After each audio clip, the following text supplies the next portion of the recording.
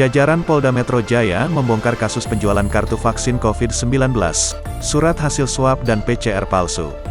Kabid Humas Polda Metro Jaya Kombes Pol Yusri Yunus mengatakan, polisi telah mengamankan 2 orang tersangka berinisial RAR dan TM.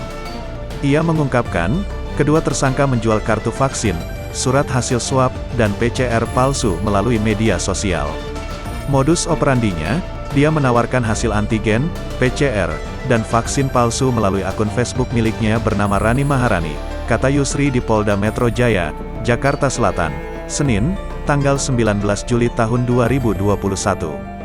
Selain itu, lanjut Yusri, kedua tersangka juga mencatut nama klinik tertentu untuk dicantumkan dalam kop kartu vaksin, serta surat hasil swab dan PCR palsu. Sistem pembayarannya ada transfer di sana atau melalui top up pulsa. Nilainya beragam, ada Rp50.000, Rp70.000, atau Rp100.000 tergantung kebutuhan pelanggan, ujar dia.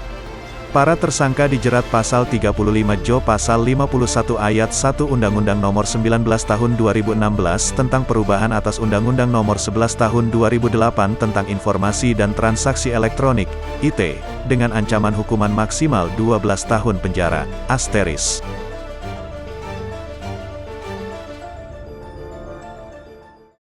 Dalam pencarian hari ke-6 tersebut, tim SAR TNI AL yang tergabung dalam operasi SAR gabungan Basarnas berhasil menemukan 2 korban dalam keadaan selamat.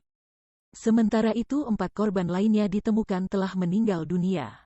Panglima Komando Armada 1, Pangko Armada 1 Laksamana Muda TNI Abdul Rashid mengatakan korban selamat yakni Aris 27 tahun asal Pontianak dan Maulana 20 tahun asal Sungai Kakap.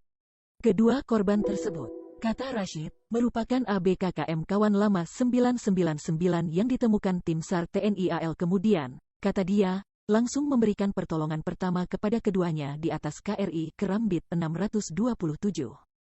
Sedangkan 4 korban lainnya telah meninggal dunia telah diserahkan ke posko SAR gabungan untuk proses lebih lanjut.